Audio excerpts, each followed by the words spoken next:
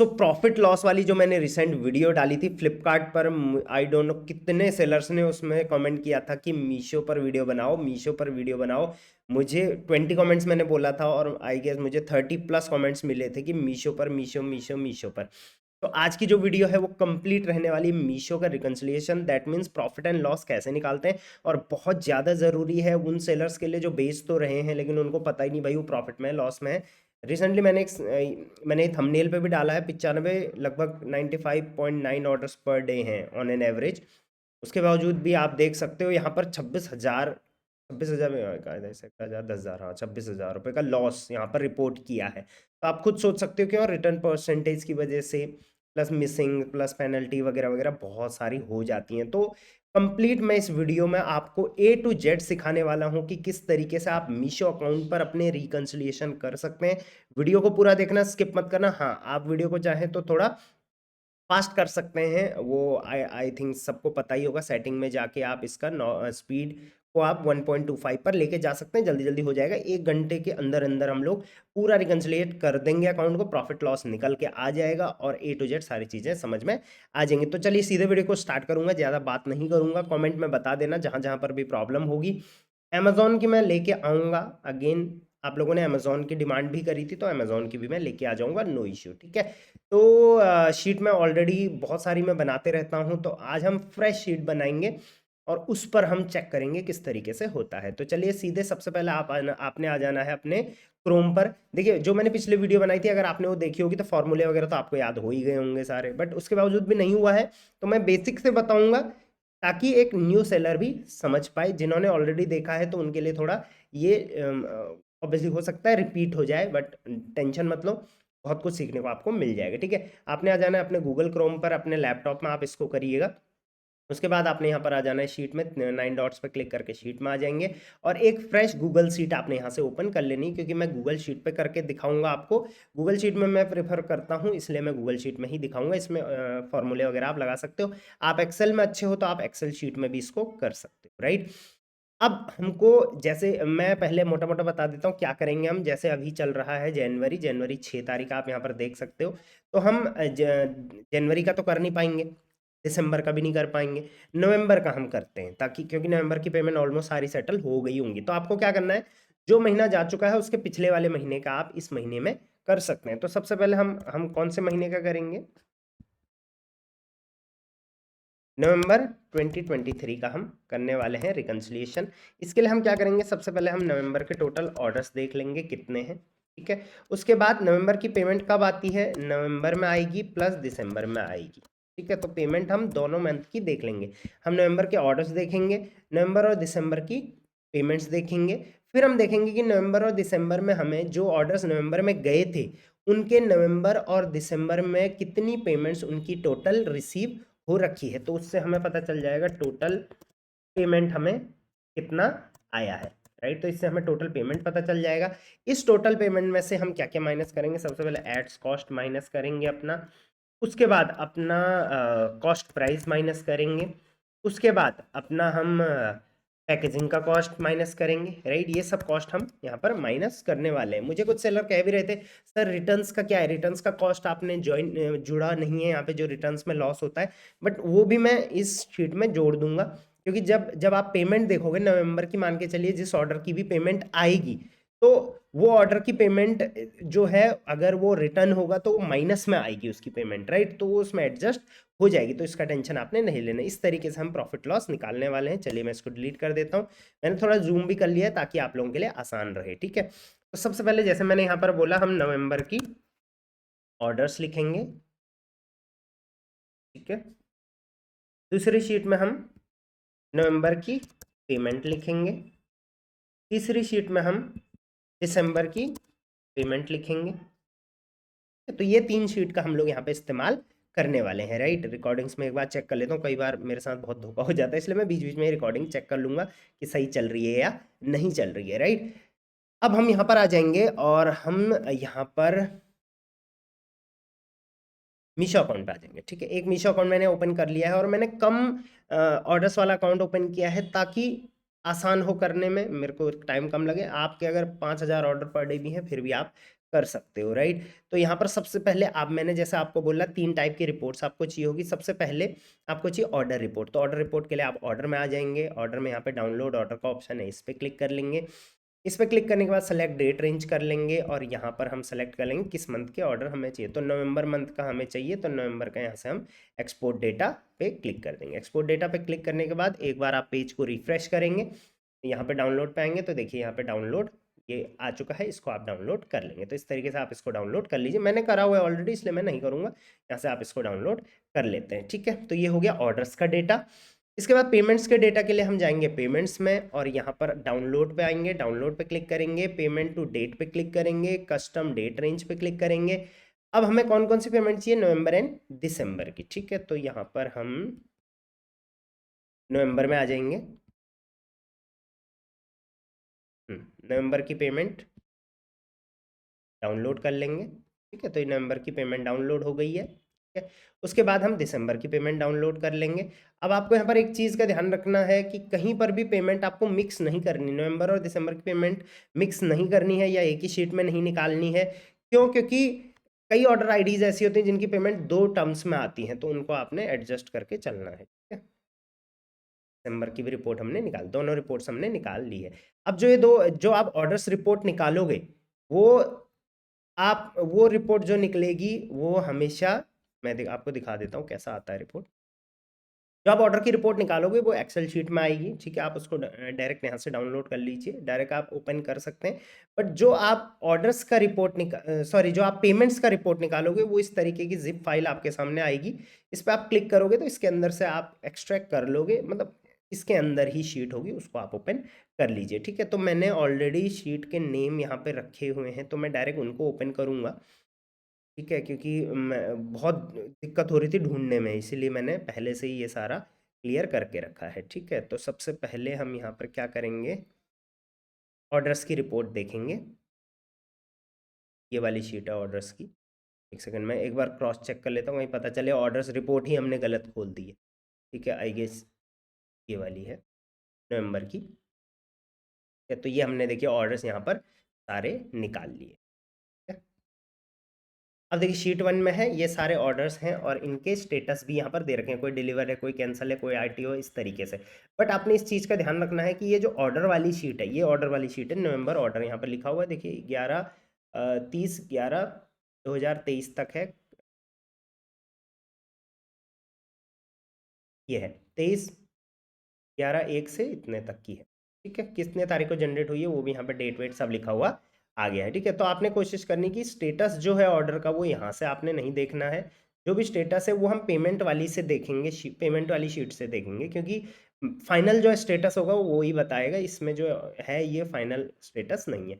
सबसे पहले हमारे पास सब ऑर्डर नंबर की हमें ज़रूरत यहाँ से पड़ेगी, तो सब ऑर्डर नंबर को हम कॉपी यहाँ से कर लेंगे, ठीक है। और हम आ जाएंगे नवंबर ऑर्डर्स में और सबसे पहले हम सब ऑर्डर नंबर को यहाँ पर कॉपी कर लेंगे। देखिए हमने कॉपी कर लिया है, ठीक। फिर से हम चले जाएंगे इस शीट पे। इस शीट में से हमें कुछ ही डेटा चाहिए होगा, वो हम निकाल सकते हैं। इसके अलावा यहाँ पर एक और बहुत इंपॉर्टेंट डेटा है, वो है ऑर्डर सॉरी कस्टमर स्टेट का। तो आप चाहें तो, वैसे मैं इसका भी कोई यूज़ नहीं करूँगा, बट आप चाहें तो हर मंथ का आप यहाँ से कस्टमर स्टेट डेटा निकाल सकते हैं और देख सकते हैं कि किस स्टेट से आपको ज़्यादातर ऑर्डर आ रहे हैं। तो आप उस स्टेट के हिसाब से, उस स्टेट में लोगों को क्या पसंद आता है, उस स्टेट में कौन सी चीज़ चलती है, उस हिसाब से अपने प्रोडक्ट्स को मतलब चेंजेस कर सकते हो। ऐसे भी बहुत सारे सेलर प्ले करते हैं। इसके अलावा कोई ऐसा आप स्टेट देखिए जहाँ पर आपको लगता है बहुत ज़्यादा सेल हो रहा है बट नहीं, डेटा में नहीं आ रहा है, तो कहीं ना कहीं वहाँ के लिए आपको मतलब माइंडसेट एक क्लियर हो जाएगा कि कहाँ से आपको अच्छे ऑर्डर्स आ रहे हैं। तो फिलहाल मैं कस्टमर स्टेट यहाँ से नहीं निकालूंगा क्योंकि मेरे काम की चीज़ नहीं है। ऑर्डर डेट भी फिलहाल मैं नहीं निकालूंगा, आप चाहें तो ऑर्डर डेट भी यहाँ से निकाल सकते हैं। प्रोडक्ट नेम भी आप चाहें तो यहाँ से निकाल सकते हैं। मेरा काम सिर्फ यहाँ से SKU का होगा, तो मैं यहाँ से SKU उठा लूँगा क्योंकि प्रोडक्ट नेम से मुझे कोई कुछ नहीं लेना देना, मुझे बस SKU चाहिए, ठीक है। तो ये प्रोडक्ट की SKU भी मैंने यहाँ पर लिख ली, ठीक है। अब आ जाते हैं हम फिर से इस शीट पे अपनी और देखते हैं कौन सी चीज़। हाँ, क्वांटिटी बहुत ज़्यादा ज़रूरी है, तो H कॉलम में क्वांटिटी है, इसको भी हम उठा लेंगे क्योंकि कई प्रोडक्ट ऐसे होंगे जिनके 2-3 मतलब एक ही ऑर्डर में 3-4 क्वांटिटी आई होगी, तो उसका कॉस्ट प्राइस हम उस तरीके से रखेंगे। इस वजह से ये मैंने नोट डाउन कर लिया है क्वांटिटी, ठीक है। और देख लेते हैं कि यहाँ पर हाँ, ये देखिए, ये कॉलम आप देखिए, सप्लायर डिस्काउंटेड प्राइस, मतलब जो जिस कॉस्ट में आपका प्रोडक्ट सेल हुआ है वो कॉस्ट यहाँ पर आ गई है। तो इस कॉस्ट का भी मेरी रिकंसिलिएशन में कोई भी काम नहीं होगा, तो इसलिए मैं इस कॉस्ट को भी यहाँ से नहीं उठाऊंगा। आप चाहें तो इस कॉस्ट को उठा सकते हैं और कंपेयर कर सकते हैं कि इतने में बेच के आपको कितने रुपए आए हैं हर ऑर्डर आईडी पे। ठीक है, तो मुझे बस इन्हीं चीज़ों की यहाँ से ज़रूरत पड़ रही है। मैं इस शीट को अब हटा दूँ, ये शीट मैंने हटा दी है। अब मैं नवंबर पेमेंट की शीट ओपन करूंगा और उसमें से जो डेटा मेरे को चाहिए वो डेटा मैं यहाँ से उठा लूंगा। तो पेमेंट दिसंबर, पेमेंट नवंबर की शीट मैंने यहाँ पर नेम लिख रखा है, तो मैं ये शीट पे ओपन कर लूंगा। ये शीट पे ओपन करने के बाद बहुत सारी चीज़ें मुझे यहाँ पर दिखेंगी, जैसे ऑर्डर पेमेंट्स वाइज यहाँ पर आपको दिख जाएगा। प्लस देखिए, बहुत सारी आपके डिडक्शंस होंगी, जैसे रिकवरीज होंगी आपके, रिकवरीज होती हैं, उसके बाद पेनल्टी होती हैं, वो ऑर्डर आईडी वाइज लगती है, तो वो आपको इसी शीट में मिल जाएगी, तो उसको आपको एक्स्ट्रा माइनस करने की ज़रूरत नहीं है। बट एड्स कॉस्ट जो है वो ऑर्डर आईडी वाइज नहीं लगती है, तो एड्स कॉस्ट को आप लास्ट में हम माइनस करेंगे। ठीक है, रेफरल पेमेंट अगर आपको कुछ मिला है तो उसको आप यहाँ से जोड़ सकते हैं, बाकी आपने किसी को रेफर किया होगा तभी ये मिलेगा। ठीक है, तो सब ऑर्डर नंबर हम फिर से यहाँ से उठा लेंगे नवंबर शीट से, हमारी ये नवंबर शीट ही है, पर कंफर्म कर लेंगे। तो ये हमारे सब ऑर्डर नंबर आ गए। ठीक है, उसके अलावा हम यहाँ पर चले जाते हैं। सब ऑर्डर नंबर के बाद हमको यहाँ पर ऑर्डर डेट भी नहीं चाहिए, डिस्पैच डेट भी नहीं चाहिए, इन सब की हमें कोई भी ज़रूरत नहीं है। हम यहाँ से लाइव ऑर्डर स्टेटस, देखिए एफ वाला कॉलम आप देखिए जिस पे मैं अभी कर्सर रखा हुआ है, ये वाला कॉलम लाइव ऑर्डर स्टेटस, तो यहाँ से आपको लाइव ऑर्डर का स्टेटस मिल जाएगा कि ये अभी आरटीओ में है, एक्सचेंज में है, डिलीवरी हो चुकी है, क्या है, ये स्टेटस आपको यहाँ से मिल जाएगा। यहाँ पर मैं लिख लूँगा स्टेटस, इससे हम काफ़ी कुछ, ये सब ऑर्डर नंबर है, ऑर्डर आईडी जिसको हम बोलते हैं बाकी टर्म्स में। ठीक है, ये हो गया सब ऑर्डर नंबर आपका, राइट। उसके अलावा आप ऊपर आ जाएंगे, फिर से लाइव ऑर्डर स्टेटस हमने ले लिया। एसकेयू आप यहाँ से लेने की ज़रूरत है नहीं, एसकेयू हम पहले ही ले चुके हैं, उसी में से हम रिकन्सिलिएट करने वाले हैं, राइट। इसके अलावा हम यहाँ से क्वांटिटी भी नहीं लेंगे क्योंकि क्वांटिटी हम ऑलरेडी ले चुके हैं। पेमेंट हम यहाँ पर लेंगे, वो भी कौन सी, फाइनल सेटलमेंट अमाउंट वाला लेंगे, एल कॉलम में आप देखिए। ठीक है, तो ये पेमेंट पूरा मैंने यहाँ से कॉपी कर लिया है और यहाँ पर मैंने पेमेंट लिख दी, तो ये मैं लिख लूँगा पेमेंट। ठीक है, इसी तरीके से ये तीन चीज़ें हमने यहाँ पर निकाल ली है, और देख लेते हैं कुछ अगर हमारे काम की है तो हम ज़रूर निकालेंगे, क्योंकि जो जो ये पेमेंट है ये सारा जीएसटी वीएसटी सब कट कुट के जितना भी चीज़ें हैं, वेवर वेवर सब हटा उठ के निकाला गया है, राइट।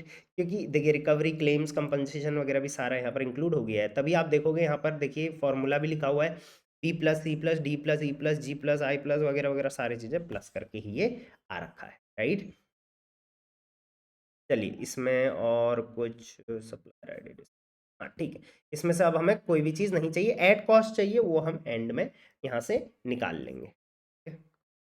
चलिए एक काम करते हैं, हम इसमें से ऐड कॉस्ट भी निकाल ले, चलिए अभी तो बंद ही कर लिया तो लास्ट में ही निकालेंगे थोड़ी देर। दिसंबर पेमेंट को, दिसंबर पेमेंट वाली शीट भी हम ओपन कर लेते हैं और उसमें से भी सेम डेटा हम निकाल लेते हैं, राइट। सबसे पहले हमने यहाँ से सब ऑर्डर नंबर निकालना है, सब ऑर्डर नंबर यहाँ पर आ गया, तीन चीज़ें हम यहाँ से निकालने वाले हैं, राइट।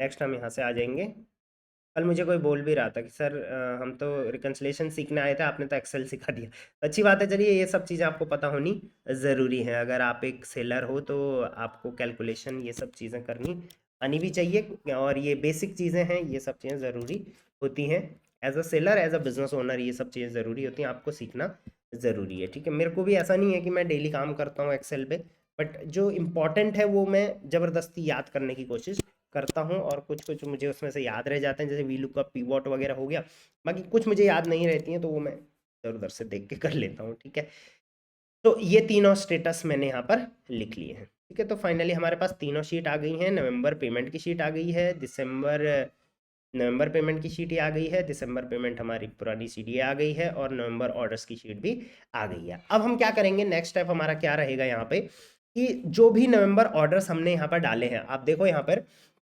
नवंबर में जितने भी ऑर्डर्स डाले हैं वो यहाँ पर आ गए। अच्छा, इस शीट का हम लोग नाम रखना भूल गए थे, तो हम इसको लिख लेंगे नवंबर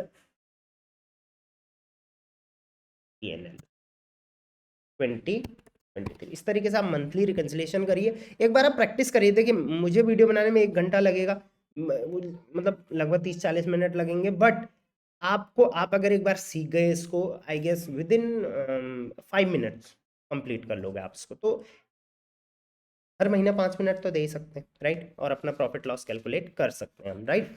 अब यहाँ पर हम क्या करेंगे, देखिए सब ऑर्डर नंबर है यहाँ पे, तो इतने सब ऑर्डर्स हैं, मतलब लगभग ये सेलर्स को जो ऑर्डर आ रखे हैं पूरे महीने वो कितने आ रखे हैं, यूनिक जो ऑर्डर्स हैं वो 1557 आ रखे हैं। और अगर क्वांटिटी के हिसाब से देखेंगे तो 1600 ऑर्डर्स, लगभग 1600 ऑर्डर्स सेलर्स को आ रखे हैं। तो ये 1600 ऑर्डर्स जो हैं, इनकी कुछ पेमेंट्स नवंबर में आई होगी और कुछ पेमेंट्स दिसंबर में आई होगी, राइट। कई बार क्या होता है, कुछ ऑर्डर्स की पेमेंट आती है, फिर कटती है, फिर पार्शियल आती है, पार्शियल कभी और आती, कभी कुछ होते रहता है। तो इस वजह से दोनों मंथ की पेमेंट्स देखना ज़रूरी हो जाता है, ठीक है। तो नवंबर और दिसंबर दोनों की पेमेंट्स हम इन ऑर्डर्स की देखेंगे। उसके लिए जो मैंने बताया था फॉर्मूला लगेगा, बट उससे पहले हम नवंबर शीट में चले जाएंगे। अब नवंबर शीट में भी क्या होगा, यहाँ पर देखिए कितने ऑर्डर आईडीज हैं, लगभग 1555 ऑर्डर्स आईडी हैं यूनिक, जिनकी पेमेंट्स आ रखी हैं। बट इनमें से कई ऑर्डर आईडी रिपीट भी हो सकती है, क्योंकि कई ऑर्डर आईडी की 2 बार पेमेंट्स आती है, कई की 3 बार पेमेंट्स आती है, कई की पेमेंट मल्टीपल टाइम आती है, तो वो रिपीट हो जाती है। तो रिपीट करके हमारा फॉर्मूला नहीं लगेगा, तो इसलिए हम क्या करेंगे, इसको रिपीट को सिंगल में कन्वर्ट करेंगे। उसके लिए पिवट टेबल हमको लगाना होता है, मैंने पहले भी बताया था। तो कंट्रोल ऑल्ट करके पूरी शीट हम लोग यहाँ पर सेलेक्ट कर लेंगे, इंसर्ट पे चले जाएंगे, पिवट पे चले जाएंगे, क्रिएट पे चले जाएंगे। क्रिएट में जाने के बाद यहाँ पर रो का कॉलम है, ये रो है, रो पे आप क्लिक करेंगे और रो में डाल देंगे यहाँ पर सब ऑर्डर नंबर। तो देखिए रो पे यहाँ सब ऑर्डर नंबर आ गए। अब आप पीछे देखा होगा आपने 1555 के आसपास ऑर्डर आईडीज थे, लेकिन टोटल ऑर्डर आईडीज जैसे मैं देख रहा हूँ यहाँ पर सिर्फ 1549 है, मतलब 5-6 जो थे वो रिपीटेड थे, तो वो रिपीटेड यहाँ पर हट चुके हैं, ठीक है। सब ऑर्डर नंबर के सामने हम क्या डालने वाले, वैल्यूज में पेमेंट डालने वाले। तो वैल्यूज पे आ जाएंगे, ऐड करेंगे, यहाँ पर पेमेंट पे क्लिक करेंगे, तो इनके सामने इनकी पेमेंट आ चुकी है। तो यहाँ पे 2 काम एक साथ हो गए।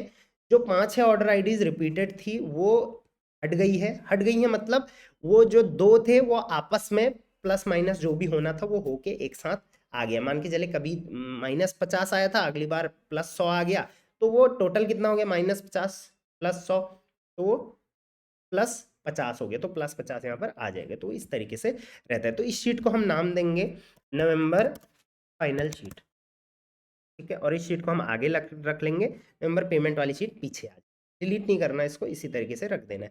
सेम फॉर्मूला हम दिसंबर की शीट में लगाएंगे, कंट्रोल ऑल्ट करेंगे, इंसर्ट करेंगे, पिवट टेबल करेंगे, क्रिएट करेंगे, रो में जाएंगे, सब ऑर्डर नंबर लेंगे, वैल्यूज में जाएंगे, पेमेंट लिखेंगे। तो ये देखिए यहाँ पर आ चुका है दिसंबर का भी, तो ये इसको लिखेंगे दिसंबर फाइनल, ठीक है। अब हमारा काम फाइनल शीट से है, ठीक है। तो नवंबर पेमेंट और दिसंबर पेमेंट को हम आगे कर लेंगे। और ये दोनों शीट देखिए, नवंबर फाइनल की शीट और दिसंबर फाइनल की शीट, और बाकी ये दोनों शीट को हम थोड़ा अभी के लिए पीछे ही रखेंगे। ये दोनों शीट यहाँ पर पीछे आ चुके हैं। अब हम फिर से अपने नवंबर ऑर्डर वाली शीट में आ गए हैं। अब हमने क्या करना है, देखना है कि हर ऑर्डर आईडी की नवंबर में कितनी पेमेंट आई है और दिसंबर में कितनी पेमेंट आई है, ठीक है। तो ये इन शीट से हम इसको क्या करेंगे, आपस में रिकंसिलिएट करेंगे। इसको हम इसके लिए वी लुकअप फॉर्मूला लगाना होता है, ठीक है। तो कैसे लगाएंगे वी लुकअप फॉर्मूला, ये ऑर्डर आईडी को हमने सर्च करना है नवंबर वाली शीट में, ठीक है, कि पेमेंट कितना आया है। तो यहाँ पर हम लिखेंगे is equal to V lookup, आपको इस तरीके से लिखना है, वी लुकअप टैब दबाएंगे तो ऑटोमेटिक आ जाएगा, ठीक है। फिर हम इसमें जो माउस से है, माउस से इसको यहाँ पर लेके जाएंगे, माउस से नहीं कीबोर्ड से आप लेके जाएंगे तो बेहतर रहेगा। तो देखिए ये ऑर्डर आईडी को मैंने हाईलाइट कर दिया है, आप देख सकते हैं, फर्स्ट वाली ऑर्डर आईडी को मैंने हाईलाइट कर दिया है, ठीक है। तो यहाँ पर देखिए A2 भी आ गया है, कॉमा करेंगे, फिर हम चले जाएंगे नवंबर फाइनल शीट में और A और B दोनों को सेलेक्ट कर देंगे। देखिए ऊपर से मैंने A और B दोनों को सेलेक्ट कर दिया माउस से, तो ये देखिए फॉर्मूला ऑटोमेटिक लग गया है। फिर से कॉमा करेंगे। अब हमें उसकी पेमेंट ढूंढनी थी उस ऑर्डर आईडी की, तो पेमेंट कौन से वाले कॉलम में है, 1 2 वाले कॉलम में है, तो 2 लिखेंगे, फिर कॉमा लगा देंगे और लास्ट में 0 कॉम्प्लीमेंट्री लगाना होता है, ब्रैकेट क्लोज कर देंगे और यहाँ पर हम लोग यहाँ पर एडजस्ट कर लेंगे। तो देखिए -245 पेमेंट आई है इस ऑर्डर आईडी की, तो ये फॉर्मूला से आ गया है। आप चाहें तो इसको एक बार रीचेक भी कर सकते हैं। यहाँ से मैं कॉपी करूँगा, इस शीट में मैं फाइंड करूँगा, तो देखिए ये देखिए इस शीट में फाइंड हो गया है कि ये ऑर्डर आईडी की -245 पेमेंट है। ठीक है, तो ये इस तरीके से आपको एक एक का फाइंड आउट नहीं करना पड़ेगा, वीलुकअप लगा के एक साथ हो जाएगा। अब इसको कॉपी कर लेंगे और सारे सेल में ये सारे ऑर्डर आईडी के साथ हम सेम फार्मूला लगा के इसको कॉपी पेस्ट कर, तो देखिए सबकी आपकी पेमेंट्स यहाँ पर आ चुकी हैं। ठीक है, इसकी पेमेंट इतनी है, इसकी पेमेंट नहीं आई है, एनए मतलब नहीं आई है, तो इसका दो कारण हो सकते हैं, या तो ये ऑर्डर कैंसिल हो गया था पहले ही तो इसकी एंट्री ही नहीं हुई पेमेंट वाली शीट में, और या तो इसकी पेमेंट जो है वो दिसंबर में आएगी। ठीक है, तो हम देख लेंगे जिनके यहाँ एनए आया है उसका दिसंबर में पेमेंट आना चाहिए, जिसका दोनों जगह पेमेंट नहीं आया होगा इसका मतलब ऑर्डर कैंसिल हो चुका है। राइट, मतलब वो डिस्पैच करने से पहले ही कैंसिल हो गया था, या फिर आपने वो भेजा और वो कैंसिल ही हो गया, उसकी पेमेंट की कहीं पर भी खबर नहीं आई। सीधी बात है, आरटीओ नहीं, कैंसिलेशन की मैं बात कर रहा हूँ यहाँ। ठीक है, तो चलिए अब सेम दिसंबर वाली शीट में फॉर्मूला लगाएंगे, इज इक्वल टू वीलुकअप ये वाली ऑर्डर आईडी, सारी ऑर्डर आईडीज पे हमने ये फॉर्मूला लगाना है। क्या पता इस ऑर्डर आईडी, ये ऑर्डर आईडी भी दो बार हो। दोनों को सेलेक्ट कर लिया, कॉमा कर लिया, दो कर लिया, कॉमा कर लिया, जीरो लगा लिया, ब्रैकेट क्लोज कर लिया और एंटर मार दिया। तो देखिए इस ऑर्डर आईडी की सिर्फ नवंबर में पेमेंट है, दिसंबर में पेमेंट नहीं है। इसी तरीके से इसी को हम पूरा कॉपी कर लेंगे। तो आप यहाँ पर देखिए जितने भी ऑर्डर्स के यहाँ पर पेमेंट है नवंबर में, उसकी दिसंबर में नहीं है, लेकिन ये वाला ऑर्डर जो है इसकी दिसंबर में भी नहीं है और नवंबर में नहीं है, इसका मतलब ये कैंसिलेशन है। ठीक है, उसके बाद इसकी देखिए नवंबर में पेमेंट है, इसकी भी नवंबर में पेमेंट है, ये कैंसिलेशन है, ये दोनों भी कैंसिलेशन है। उसके अलावा कई ऑर्डर्स के आप देखोगे, ये देखिए दिसंबर में पेमेंट आई है, नवंबर में नहीं आई। ठीक, तो चलिए अब हम क्या करेंगे, अब देखिए नवंबर की पेमेंट भी लिख ली है, दिसंबर की पेमेंट भी लिख ली है, तो अब इसको टोटल करना भी ज़रूरी है। ठीक है, क्योंकि तभी पता चलेगा उस पर्टिकुलर ऑर्डर आईडी की पेमेंट कितनी आई है। ठीक है, अब टोटल में एक चीज़ का फंडा यहाँ पर आपको यूज़ करना है, नवंबर प्लस दिसंबर का फॉर्मूला लगाना है। बट आप देखोगे नवंबर में तो पेमेंट आई है बट दिसंबर में एनए आ रखा है, तो इसमें अलग फॉर्मूला लगेगा, तो वो फॉर्मूला मैं यहाँ पे लगा लेता हूँ, इज इक्वल टू समीफ। ठीक है, इस तरीके से आपको फॉर्मूला, इससे क्या होगा दोनों जुड़ भी जाएंगे प्लस जो एन है ये भी हट जाएगा। तो उसके लिए हम क्या फॉर्मूला लगाएंगे, समीफ के बाद हम ये दोनों कॉलम को सेलेक्ट करेंगे, कॉमा लगाएंगे, उसके बाद यहाँ पर इन्वर्टेड कॉमा, उसके बाद यहाँ पर ये दोनों ब्रैकेट, उसके बाद हम क्या हटाना है, हमको यहाँ से हमको हटाना है एन ए, राइट। उसके बाद ये कॉलन से इसको बंद कर देंगे और ब्रैकेट क्लोज कर लेंगे और यहाँ पर, ठीक है, और यहाँ पर देखिए ये ऑटोमेटिक आ गया है, इन दोनों को ऐड करके इतना आता है, तो ये आ गया, इसको जीरो कंसिडर कर लिया है इसने एन ए करके। ठीक है, तो बाकी ऑटोफिल का ऑप्शन आया है तो मैं ऑटोफिल कर दूंगा यहाँ पे। बाकी आप क्या कर सकते हैं, इसको कॉपी करके पूरे में ड्रैग कर देंगे। ठीक है, तो अब आप देख लीजिए सबकी पेमेंट यहाँ पर देखिए लाइव हो चुकी है, जिसकी जीरो है दैट मीन्स अगेन मैं जैसे बोल रहा हूँ वो कैंसिलेशन ऑर्डर है। ठीक है, तो अब हम यहाँ पर टोटल देखेंगे तो कितनी पेमेंट आपको आ चुकी है आप देख सकते हैं। मैं एक काम करता हूँ, लास्ट में यहाँ पर मैं कुछ शीट और ऐड कर लूँगा ताकि उसमें हम प्रॉपर कैलकुलेशन लिख पाएँ। तो इंसर्ट रो बिलो, तो टोटल पेमेंट आपको नवंबर की कितनी आई है वो हम यहाँ पर लिख लेंगे। तो टोटल पेमेंट आप चाहें तो फॉर्मूला लगा के इसको जोड़ सकते हैं ऊपर से नीचे, मैं ऐसे ही लिखता हूँ इसको। तो ये हो गया 174,939, 174,939 इतनी आपको टोटल पेमेंट्स आई है नवंबर ऑर्डर्स की। ठीक है, ये हो गई फाइनल पेमेंट। अब इसमें से अब मेन गेम तो अब स्टार्ट होगा, वो कैसे करेंगे वो हम देख लेते हैं। ठीक है, तो हमने यहाँ पे टोटल पेमेंट देख लिया है कि टोटल पेमेंट कितनी आई है। अब हम क्या करेंगे, कॉस्ट प्राइस, हर प्रोडक्ट की आपको क्या देखनी पड़ेगी, कॉस्ट प्राइस यहाँ पर देखनी पड़ेगी। बट कॉस्ट प्राइस से पहले आपको हर ऑर्डर का यहाँ पे स्टेटस निकालना पड़ेगा कि ऑर्डर का स्टेटस क्या होगा, क्योंकि कॉस्ट प्राइस देखिए उसी की जुड़ेगी जो डिलीवर्ड होगा, जो रिटर्न आ चुका है या जो आपका कैंसिल हो गया है या जो आपका आरटी हो गया, उसकी कॉस्ट प्राइस तो जोड़नी नहीं है आपको, राइट। अब आप में से बहुत सारे लोग बोलोगे सर रिटर्न में गड़बड़ आ जाता है, तो वो मामला बाद में देखेंगे हम, ठीक है। तो अब हम यहाँ पे क्या करेंगे, कॉस्ट प्राइस देंगे, लेकिन कॉस्ट प्राइस से पहले हम यहाँ पर क्या देखेंगे, ऑर्डर का स्टेटस देखेंगे, कि ऑर्डर का स्टेटस क्या है। गजब स्पेलिंग लिख, स्टेटस, ऑर्डर का स्टेटस डिलीवर्ड है क्या है, ठीक है। तो ऑर्डर स्टेटस आप देख सकते हैं, कुछ नवंबर के ऑर्डर्स हैं, कुछ दिसंबर के ऑर्डर्स हैं। तो हम क्या करेंगे, इनको एक साथ एक ही शीट में लिख देंगे, राइट, कि ये नवंबर में मतलब ये नवंबर की शीट है और ये दिसंबर की शीट है, तो एक साथ हम इनको लिख लेंगे ताकि ये एक ही शीट में हो जाए, अदरवाइज हमको इसको भी 2 बार करना पड़ जाएगा, ठीक है। तो इसके लिए मैं क्या करूँगा, दिसंबर वाली शीट को कॉपी करके नवंबर के नीचे पेस्ट कर, जस्ट अभी एक एग्जांपल के लिए हम, अभी हम सिर्फ ये किसके लिए कर रहे हैं, ऑर्डर का स्टेटस जानने, राइट।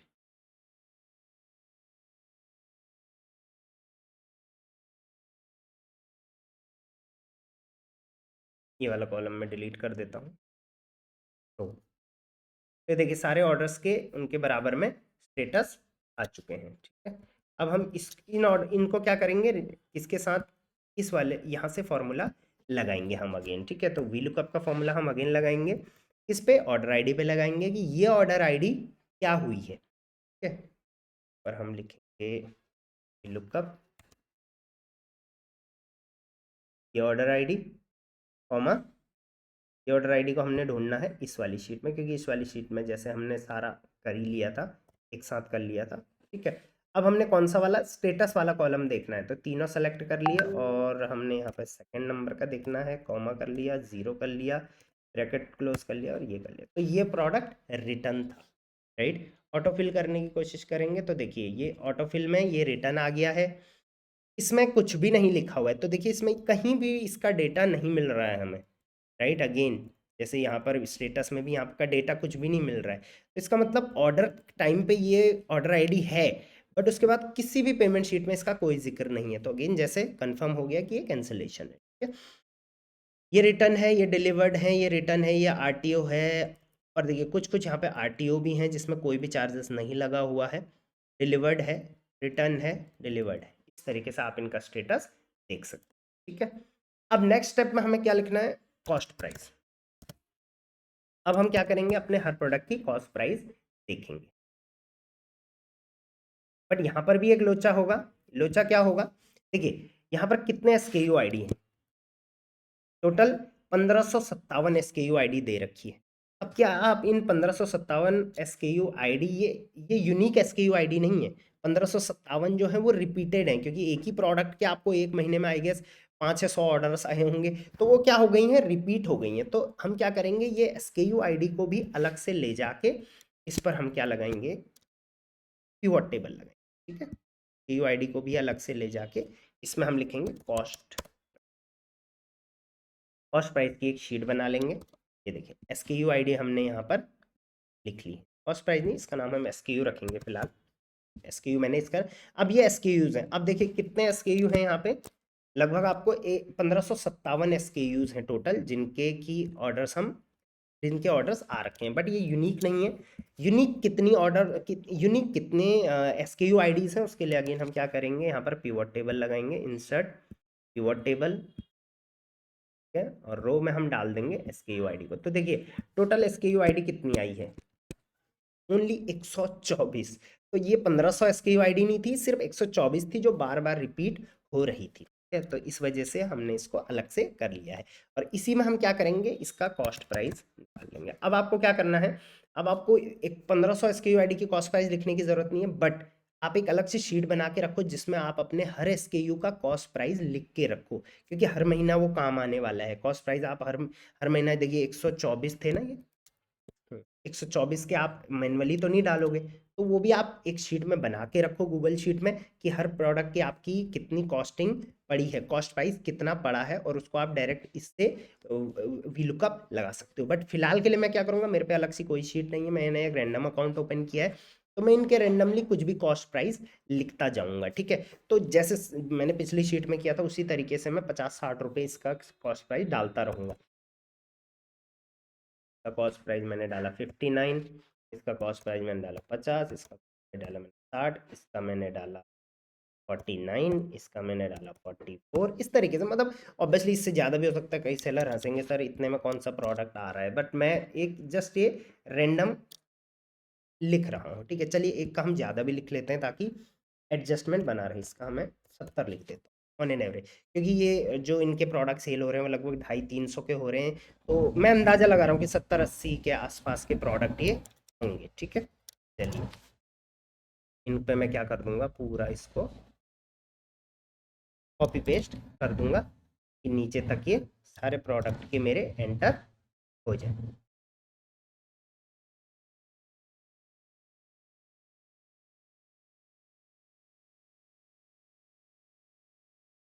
ये हो गए हैं, इसको हम बाकी डिलीट कर दूंगा, ठीक है। अब देखिए सबके कॉस्ट प्राइस, एसकेयू आईडी के कॉस्ट प्राइस उसके सामने मैं लिख चुका हूँ, ठीक है। तो इस शीट का हम नाम रखेंगे कॉस्ट, ठीक है। अब कॉस्ट प्राइस शीट को हम आगे कर देंगे और नवंबर ऑर्डर्स में फिर से चले जाएंगे। अब हमने क्या करना था, यहाँ पे कॉस्ट प्राइस लिखना था, तो अगेन हम क्या करेंगे, इस शीट पे लगाएंगे वी लुकअप। इस वाले एसकेयू का हमें कॉस्ट प्राइस चाहिए, देख सकते हैं आप बी वाले कॉलम पे मैं रुक गया हूँ, ठीक है। कॉमा कहाँ से ढूंढना है हमको, इसमें इस शीट से ढूंढना है, तो पूरा हाईलाइट कर लेंगे, कॉमा लगा लेंगे। तीसरे कॉलम में है तो 3 दबा देंगे, कॉमा लिख लेंगे, 0 लगा लेंगे, ब्रैकेट लगा लेंगे और एंटर कर, तो देखिए इसका कॉस्ट प्राइस यहाँ पर आ चुका है। अब इसको अगेन हम क्या करेंगे, कॉपी कर लेंगे और सारे प्रोडक्ट का यहाँ पर कॉस्ट प्राइस एंटर करेंगे, ठीक है। तो देखिए सबका कॉस्ट प्राइस यहाँ पर आ चुका है, सारे एसकेयू आईडी का, अब ऑर्डर आईडी का नहीं आया है, ये एसकेयू आईडी का, ठीक है। तो हर एसकेयू का कॉस्ट प्राइस यहाँ पर आ चुका है। तो हमने क्या करना है, अपने जितना भी पेमेंट हमें मिला है उसमें से हमें कॉस्ट प्राइस माइनस करना होता है, बट कॉस्ट प्राइस हम सबका माइनस नहीं करेंगे, सिर्फ उन्हीं ऑर्डर्स का जो डिलीवर्ड हो चुके हैं। तो उसके लिए हम क्या करेंगे, पूरे सेलेक्ट करके फिल्टर लगा लेंगे, स्टेटस पे फिल्टर लगाएंगे और किस किस ऑर्डर का देंगे, जैसे डिलीवर्ड ऑर्डर में हमारी कॉस्ट प्राइस जाएगी, एक्सचेंज ऑर्डर इसमें भी हमारी कॉस्ट प्राइस जाएगी, रिटर्न में नहीं जाएगी, आरटीओ में नहीं जाएगी, एनए में नहीं जाएगी। तो सारे ये ऑर्डर्स यहाँ पर आ गए हैं और कॉस्ट प्राइस इनकी यहाँ पर देखिए आ चुकी है, ठीक है। अब यहाँ पर एक चीज का आपको और ध्यान रखना है कि कई प्रोडक्ट ऐसे होंगे जिनकी क्वांटिटी मल्टीपल होगी, तो क्या लगता है उनकी कॉस्ट प्राइस ऐसी ही इतनी ही होगी, डबल होगी ना, तो उसको भी हम यहाँ पे एडजस्ट करने वाले हैं। तो देखिए सबसे पहले मैं इसको प्लस कर लूंगा, तो टोटल कॉस्ट प्राइस कितनी निकल के आ रही है, 59,107,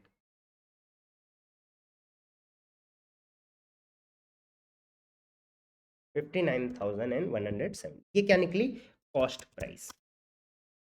बट एक्चुअल कॉस्ट प्राइस क्या निकली वो देखना जरूरी है, ठीक है। तो एक्चुअल कॉस्ट प्राइस कैसे निकलेगी, अगेन जैसे मैंने बोला आपको कि कई प्रोडक्ट ऐसे हैं जिनके मल्टीपल यूनिट्स होंगे, तो उनको हम मल्टीपल तरीके से यहाँ पर लिखने वाले, राइट। तो वो कैसे पता चलेगा, यहाँ पर हम आ जाएंगे, अगेन फिल्टर लगा लेंगे और जो जो प्रोडक्ट एक बार है, एक बार भी है, 2 बार भी है, 3 बार भी है, 5-5 यूनिट भी है, राइट, तो इनको आपको कन्वर्ट करना ज़रूरी है। तो 1 बाई 1 हम इनको करेंगे। सबसे पहले हम क्लियर कर देंगे सारा, 1 वाले कर लेंगे, ठीक है। चलिए 1 वाले नहीं, सबसे पहले हम 5 वाला देखते हैं, 5 कितने हैं। तो सिर्फ एक ही ऑर्डर है जिसके 5 क्वांटिटी में ऑर्डर्स आ रखे हैं, ठीक है। तो इसका कॉस्ट प्राइस क्या होगा, 49 इंटू 5 होगा, ठीक है। तो एक्चुअल कॉस्ट प्राइस यहाँ पे लिख लेंगे, एक्चुअल कॉस्ट,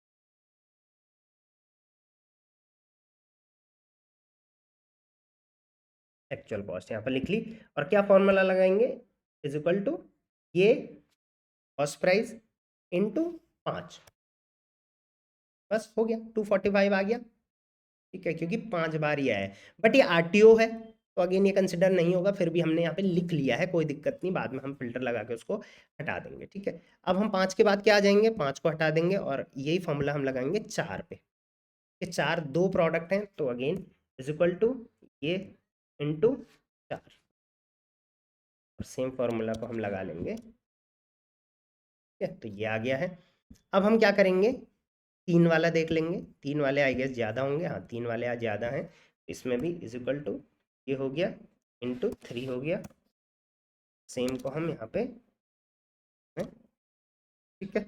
उसके बाद 3 के बाद यहाँ पर 3 को हटा देता हूँ, 2 कई हैं जिनके 2 ऑर्डर्स हैं, 2 क्वांटिटी हैं, तो इसमें 2 का फॉर्मूला लगा लेंगे, इंटू मल्टीप्लाई कर रहा हूँ, मतलब मैं और कुछ नहीं कर रहा हूँ यहाँ पे, इंटू 2। एंटर करा तो ये इंटू 2 हो चुका है यहाँ पे, और पूरे में मैं फॉर्मूला लगा दूंगा तो ये इंटू 2 सब में, ठीक है। अब इंटू 1 वाला भी करना जरूरी है, क्योंकि सारे करोगे 1 वाले नहीं करोगे तो 1 वाले हट जाएंगे, तो यहाँ पर 1 वाला भी मैं इंटू 1 इसमें कर दूंगा, ठीक है। इज इक्वल टू ये हो गया इंटू 1, एंटर कर दिया यहाँ पर ऑटोफिल, ठीक है। तो सबके यहाँ पर एक्चुअल कॉस्ट भी आ चुके हैं। अब मैं यहाँ पर फिल्टर हटा दूंगा और अब लगाऊंगा फिल्टर कहाँ पे, स्टेटस पे अगेन, और कौन से वाले प्रोडक्ट देखूंगा, डिलीवर्ड एक्सचेंज, राइट। अब आप एक्चुअल कॉस्ट देखो इनको, फिर आपको फर्क समझ में आ जाएगा। देखिए एक्चुअल कॉस्ट कितनी आ रही है प्रोडक्ट की, 60,539, ठीक है, 60,500, ठीक है। अब देखिए कितना फर्क है, लगभग यहाँ पर 59,000 एंड 60,000, इससे ज़्यादा फर्क नहीं आ रहा है। सारे डिलीवर्ड ही लिखे हैं हमने, डिलीवर्ड ही लिखे 60,000, तो लगभग 1,000 2,000 रुपीज़ का, नहीं 1,500 रुपये का यहाँ पर फर्क आ रहा है, ज़्यादा फर्क नहीं आ रहा है। हो सकता है ये ज़्यादा फर्क इसलिए नहीं आ रहा है क्योंकि जो भी ज़्यादा क्वांटिटी वाले थे वो ऑर्डर या तो कैंसिल हो गए हैं, या तो वो ऑर्डर रिटर्न, मतलब वो ऑर्डर आरटीओ हो गए होंगे, राइट। एक बार हम फिर से एक बार क्रॉस चेक कर लेता हूँ मैं, delivered and change, actual cost देख लेते हैं। हाँ उतना ही है 60,000, क्योंकि देखिए मैक्सिमम डिलीवर्ड वाले 1 डिलीवर्ड जो सक्सेसफुली डिलीवर है उनके 1 ही क्वांटिटी है, तो ज़्यादा फर्क हमारी कैलकुलेशन में आया नहीं है। बट आपकी कैलकुलेशन में ज़्यादा फर्क आ सकता है अगर आपके वो ऑर्डर सक्सेसफुली डिलीवर्ड हैं जिनके 3-4 यूनिट्स हैं, ठीक है। तो यहाँ पर एक्चुअल कॉस्ट भी यहाँ पर आ चुकी है प्रोडक्ट की, इसको हम क्या कर लेंगे, थोड़ा हल्का सा रेड कर लेंगे ताकि, क्योंकि इसको हमने माइनस करना है, ठीक है। अब पैकेजिंग कॉस्ट, पैकेजिंग कॉस्ट वैसे कोई बड़ी कॉस्ट नहीं है, बट फिर भी हम पैकेजिंग कॉस्ट लिख लेंगे। यहाँ पर मैं लिख लेता हूँ packaging cost, right. Packaging cost वैसे देखिए आप 2 रुपये वाला यूज़ कर सकते हो, 3 रुपये, 4 रुपये, 5 रुपये, बहुत सारे होते हैं। Primary packaging plus secondary packaging में यहाँ पर दोनों मिला के चल रहा हूँ, तो ऑन एन एवरेज मैं यहाँ पर 5 रुपये ले रहा हूँ। वैसे ज़्यादा भी हो सकता है, कम भी हो सकता है, ठीक है। तो मैं एक बार को प्रॉपर नीचे से ऊपर इसको पेस्ट कर दूंगा, 5 रुपये पर प्रोडक्ट यहाँ पर लगा हुआ है। बट यहाँ पर एक चीज़ का ध्यान रखना आपको ज़रूरी है, स्टेटस में अगर आप जाएंगे तो आप देखेंगे डिलीवर्ड जो आइटम है उस पर तो कॉस्ट पैकेजिंग लगेगी ही लगेगी, एक्सचेंज में 2 बार लगेगी, ठीक है। रिटर्न में भी ऑब्वियसली जो पैकेजिंग है उसका नुकसान होगा, आरटीओ में भी पैकेजिंग तो लगनी ही लगनी है, और एनए जो कैंसिल हो गए हैं बीच में से तो उनमें भी अगर आपने वो डिस्पैच कर दिया तो पैकेजिंग तो लगी, तो सब में यहाँ पर पैकेजिंग लगने वाली है। किसी में यहाँ पर डबल पैकेजिंग भी लगेगी, बट अगर आपके ऑर्डर्स दिन के 2,000-3,000 से कम है, या मतलब 2,000-3,000 में बहुत ज़्यादा हुआ, 500 से कम है, तो उतना ज़्यादा फर्क पैकेजिंग का पड़ेगा नहीं, बट इसलिए मैं इसमें ज़्यादा फर्क, मतलब ज़्यादा चेंजेस नहीं करूँगा। अदरवाइज मैंने क्या करना था, एक्सचेंज वाले को डबल कर देना था, राइट, तरीके से मुझे करना था, बट मैं ऐसा नहीं करूँगा अभी, क्योंकि उतना हम इसको नहीं करेंगे, क्योंकि ज़्यादा फर्क भी नहीं आएगा, 50-60 रुपये का फर्क यहाँ पर आ जाएगा हमारा। तो देखिए पैकेजिंग का जो कॉस्ट लगा है वो लगभग हमें पड़ा है 7,785 रुपये, 7,785 रुपये यहाँ पर पड़ गया है हमें, ठीक है। तो देखिए हमारी फाइनल पेमेंट जो अक्टूबर ऑर्डर्स की हैं वो इतनी आई हैं, कॉस्ट प्राइस हमारा इतना लगा है। कॉस्ट प्राइस ऑब्वियसली ऊपर नीचे हो सकता है, मैंने अपनी जस्ट ये रैंडमली डाला है, आपका हो सकता है कॉस्ट प्राइस टोटल पेमेंट से ज़्यादा आ जाए, हो भी सकता है। एक्चुअल कॉस्ट प्राइस जो है वो उसकी बात कर रहा हूँ, पैकेजिंग कॉस्ट है जो आपकी वो भी यहाँ पर आ गई है।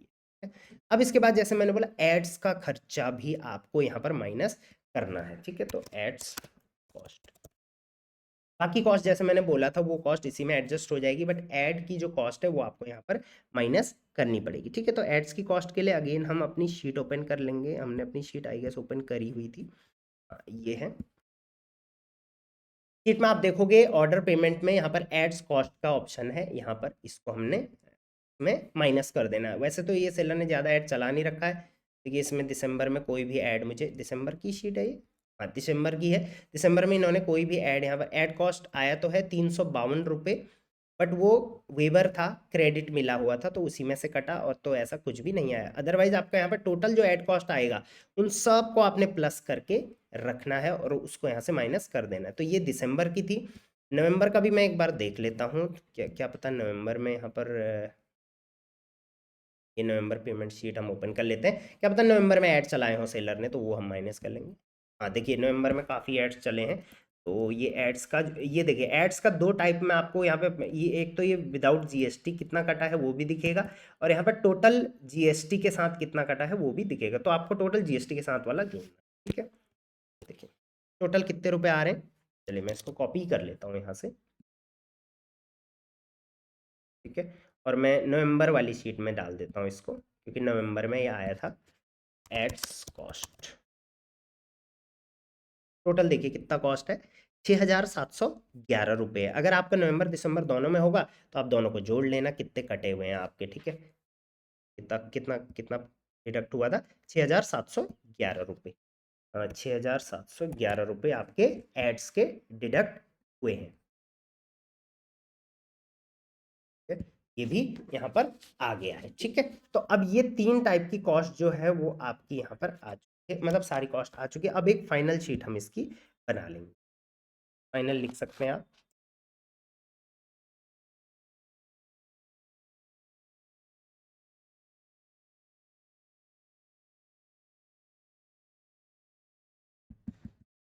ठीक है, ये हो गया है। अब देखिए यहाँ पर आपको और कौन कौन सी कॉस्ट होती हैं जो आपको माइनस करनी ज़रूरी है।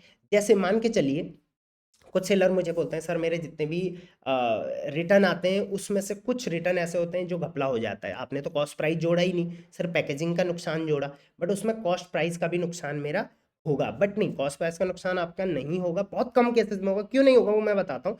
आपने मान के चलिए आपके एक दिन में 20 रिटर्न्स आए, राइट। 20 रिटर्न में से कितने ऐसे हैं जिनका आप क्लेम डालते हो, मतलब जिनमें आपको दिक्कत होती है। तो मान के चलिए 20 में से 5 ऐसे थे जिनका आपने क्लेम डाला कि भाई ये 5 गड़बड़ मुझे आए हैं। अब इन 5 में से कितने ऐसे होंगे जिनका क्लेम आपको नहीं मिलेगा, आई गेस एक ऐसा होगा या दो ऐसे होंगे जिनका क्लेम आपको नहीं मिलेगा, बट 3 होंगे जिनका क्लेम मिल जाएगा। अब आप बोलोगे सर 300 का प्रोडक्ट है, क्लेम 50 ही देते हैं। तो मीशो क्या करता है, वो मीशो क्या हर मार्केट प्लेस क्या करता है कि 300 का प्रोडक्ट है तो वो सोचते हैं कि इसकी कॉस्ट प्राइस कितनी होगी, तो उस हिसाब से देते हैं। तो ये ऑलमोस्ट एडजस्टेबल होता है। लेकिन अगर आपका बहुत ज़्यादा रिटर्न्स हैं और उसमें से बहुत ज़्यादा परसेंटेज ऐसा हो रहा है कि घपला हो जा रहा है, बीच में से गड़बड़ हो जा रहा है, तो आप कुछ परसेंटेज, मतलब उतने जितने भी प्रोडक्ट आपको लगता है दिन के आपको क्लेम नहीं मिल रहा है और वो उसमें गड़बड़ है, मान के चलिए दिन का एक प्रोडक्ट ऐसा होता है हर दिन कि जिसका क्लेम नहीं मिलता है और आपका लॉस प्रोडक्ट का हो जाता है। 30 दिन में 30 प्रोडक्ट हो गए। अब इन 30 प्रोडक्ट की जो भी कॉस्ट प्राइस होगी उसको भी आपने इसमें से माइनस कर देना है, सिंपल सी गणित है, ठीक है। तो वो भी आप यहाँ पर, मैं एज अ मिसलेनियस कॉस्ट यहाँ पर लिख लूंगा, जो जो भी आपकी यहाँ पर मिसलेनियस कॉस्ट आएगी। तो उसमें जैसे लॉस्ट का हो गया वो मिसलेनियस कॉस्ट आप लिख सकते हैं। अपना ऑपरेशन का खर्चा जो आपका आया है, या तो ट्रांसपोर्ट में या तो कुछ चीज़ों में आपका खर्चा आ सकता है इस पे, जैसे आपका लेबल जनरेशन वगैरह हो गया, लेबल वगैरह का खर्चा हो गया, और भी छोटे मोटे खर्चे जो हैं वो भी आप यहाँ पर जोड़ सकते हैं, जो प्रोडक्ट को शिप करने को लेके, प्रोडक्ट के जर्नी के दौरान जो जो चीज़ें हो रखी, या आपने कोई अकाउंट मैनेजर रखा हुआ है उसको भी आप यहाँ पर माइनस कर सकते हो, ठीक है। तो ये भी एक कॉस्ट हो जाती है जो आप यहाँ पर माइनस कर सकते हो। इसके अलावा हाँ, ये सब कॉस्ट हो गई। अब इसका हम क्या करेंगे, टोटल पेमेंट में से अब यहाँ पर हम फॉर्मूला लगा देंगे। फॉर्मूला क्या लगाना, सिंपल मैं क्या करूँगा, ये टोटल पेमेंट आपको जितनी आई है माइनस में से क्या माइनस करूँगा, सबसे पहले मैं एक्चुअल कॉस्ट माइनस करूँगा, उसके बाद मैं उसमें से पैकेजिंग कॉस्ट माइनस करूँगा, उसके बाद उसमें से मैं एड्स कॉस्ट माइनस करूँगा। तो आप देखेंगे कि टोटल यहाँ पर सेलर जो है, प्रॉफिट एंड लॉस की अगर बात करें तो सेलर जो है वो यहाँ पर 99,000 के प्रॉफिट में दिख रहा है, 99,894 के प्रॉफिट में यहाँ पर सेलर दिख रहा है। इसके पीछे रीजन ये भी हो सकता है कि सेलर के जो रिटर्न्स हैं, रिटर्न्स का जो परसेंटेज है वो देख लेते हैं हम कितना आ रहा है, कि काफ़ी अच्छा प्रॉफिट में है सेलर, लगभग 1 लाख रुपए सेलर यहाँ से बना रहा है। और सारी कॉस्टिंग अगर मैं हटा भी दूँ 70-80 हज़ार रुपये बन रहे हैं महीने के, तो ठीक है add as a individual. But अब यहाँ पर देखोगे टोटल ऑर्डर्स देख लेते हैं कितने हैं सेलर के। हमने कोई फिल्टर, तो हाँ फिल्टर लगाया है। यहाँ पर आप टोटल ऑर्डर्स देखेंगे तो 1600 ऑर्डर्स पूरे महीने में सेलर ने डाले हैं। तो इस हिसाब से आप देख लो कितने हो रहे हैं। देखिए 1600 डिवाइड बाई 30, लगभग सेलर के यहाँ पे 53 ऑर्डर्स पर डे हैं। तो आप लगा लो 50 ऑर्डर पर डे हैं। ठीक है, ये डेटा भी हम लोग यहाँ पे लिख लेते हैं। On an average 50 orders per day ये सेलर्स के हैं नवंबर मंथ में। ऑन 50 ऑर्डर पर डे में अगर इतना प्रॉफिट कमा रहे हैं तो मुझे लगता है कम है, बट ये मैंने कॉस्ट प्राइस यहाँ पर बहुत कम डाली है। तो कॉस्ट प्राइस ज़्यादा होगी तो मुझे लगता है ये प्रॉफिट आधा ही रह जाएगा। तो इसका भी आपको ध्यान रखना है कि कॉस्ट प्राइस के कंपैरेटिवली आपका जो सेलिंग प्राइस है वो इस तरीके से होना चाहिए, जैसे मैंने बताया था कि अपने प्रोडक्ट को प्राइस कैसे करना है। तो अगर आपका यहाँ पर ज़्यादा नुकसान आ रहा है, या कोई नुकसान या प्रॉफिट नहीं आ रहा है, या आपको लग रहा है कि यार इतना प्रॉफिट से नहीं होगा, तो आप अपनी प्राइसिंग में चेंजेस करिए। फिर ऑर्डर कम आएंगे लेकिन प्रॉफिट मार्जिन जो है वो बना रहेगा। देखिए मैं सीधे बोलता हूँ, 500 ऑर्डर डाल के भी अगर कुछ नहीं कमा रहे तो कोई फायदा नहीं, उससे अच्छा 85 ऑर्डर डालो लेकिन कुछ कमाओ। राइट, तो इस चीज़ का आपको ध्यान रखना है। तो 50 ऑर्डर पर डे के हिसाब से इतना प्रॉफिट सेलर का बन रहा है, जो कि अच्छी बात है। बट अगर उतनी कॉस्टिंग हो जो मैंने डाली थी तो, राइट। इसके अलावा बाकी और कॉस्टिंग यहाँ पर नहीं है। अब मैं रिटर्न परसेंटेज देख लेता हूँ सेलर के कितने चल रहे हैं, क्योंकि रिटर्न परसेंटेज भी इसमें एक बहुत बड़ा रोल निभाता है, राइट। यहाँ पर आप देखेंगे स्टेटस में मैं चला जाऊँगा और रिटर्न में मैं आ जाऊँगा। यहाँ पर आप देखोगे क्वांटिटी वाइज में देख लेता हूँ यहाँ पर, तो 149 रिटर्न्स हैं सेलर के। ठीक है, टोटल रिटर्न्स कितने हैं 149। ठीक है, तो 149 रिटर्न्स हैं, वो भी कितने डिलीवर्ड ऑर्डर्स में से हैं वो देख लेते हैं हम। डिलीवर्ड एंड एक्सचेंज पे फिल्टर लगा लेंगे, 1152, राइट। तो 1152 जो हुए हैं सेलर के टोटल डिलीवर्ड हुए हैं, सक्सेसफुल हैं। अब इसमें से 149 रिटर्न्स है, तो रिटर्न परसेंटेज में अलग से इसमें आपको निकाल के दिखा देता हूँ। 149 11, तो लगभग 13% का सेलर का यहाँ पर रिटर्न चल रहा है, जो कि काफ़ी कंट्रोल में है। मीशो पे जो ऑन एन एवरेज चलता है वो 17, 18, 20 तक है, 21, 22 तक भी चलता है। तो ये रिटर्न परसेंटेज आपका 10 से नीचे हो तो बहुत अच्छी बात है। इसको अगर ये ज़्यादा दिख रहा है इस शीट में तो आपको इसको कंट्रोल में रखना पड़ेगा। इसके अलावा सबसे बड़ा जो इश्यू है मीशो का, वो आरटीओ को लेके है। तो आप देखेंगे यहाँ पे आरटीओ का नंबर आपको हमेशा ज़्यादा दिखेगा, जिसमें पैकेजिंग का कॉस्ट, जिससे होता क्या, पैकेजिंग कॉस्ट अपनी चली जाती है। इसके साथ साथ आप देखोगे कि कई बार क्या हो जाता है कि आरटीओ हो रखे हैं ऑर्डर्स, तो इस वजह से आपका जो होता है, आपको लगता है बहुत सारे ऑर्डर आ रखे हैं लेकिन मैक्सिमम आरटीओ हो जाते हैं। तो यहाँ पर आप देखोगे आरटीओ का फिल्टर हम लगा लेंगे एक बार। आरटीओ पे मैंने फिल्टर लगा दिया है।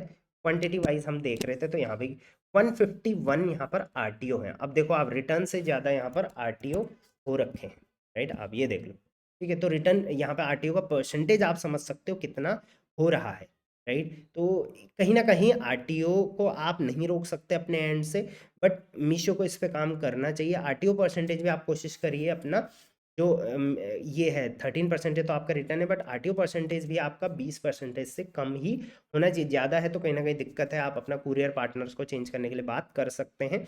बाकी रिटर्न परसेंटेज भी कंट्रोल में आपको रखना है। प्रॉफिटेबिलिटी आप ऐसे इस तरीके से निकाल सकते।